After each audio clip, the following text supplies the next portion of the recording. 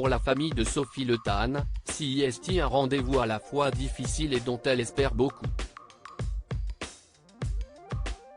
Le procès de Jean-Marc Reiser s'est ouvert ce lundi 27 juin 2022 à Strasbourg devant les assises du Bas-Rhin.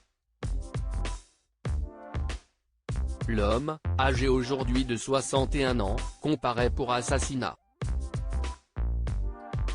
Il a reconnu avoir tué l'étudiante le 7 septembre 2018, jour de ses 20 ans, alors qu'elle était venue visiter son appartement à Schiltigheim.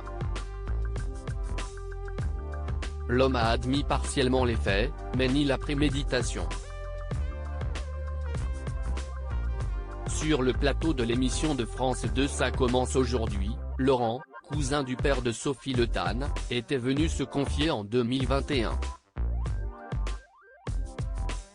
Il avait confié la peine de sa famille qui, après avoir appris la disparition de la jeune femme, a dû attendre un an avant que le corps ne soit retrouvé. Face à Faustine Bollaert, il avait également abordé les déchirements que connaissent les proches de Sophie. Pour ne rien vous cacher, quand je viens les voir, la famille est détruite. Chacun est de son côté, il n'y a plus de vie, il n'y a plus rien.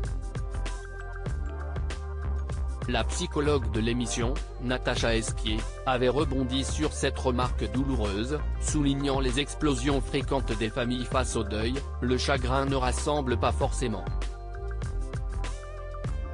Chacun est isolé dans son deuil. On peut ne pas comprendre pourquoi l'autre réagit comme cela, on peut lui en vouloir, on peut ne pas être capable d'accompagner. Laurent avait renchéri, CIST exactement ça, les tensions sont palpables au sein de la famille. Une famille décimée par la violence de la mort de cette jeune fille décrite comme solaire. Peu après l'annonce de sa disparition en 2018, la famille Le Tan s'était rassemblée pour faire passer un message, qu'un proche avait traduit en français, « Notre famille vit dans la douleur, une douleur qui dure et durera encore longtemps. Madame Le Tan n'est pas là aujourd'hui parce qu'elle est tellement affectée par la douleur, qu'elle ne peut pas être là. Seul Monsieur Le Tan est là avec cette souffrance dans le cœur. » Physiquement et moralement, la famille est presque anéantie.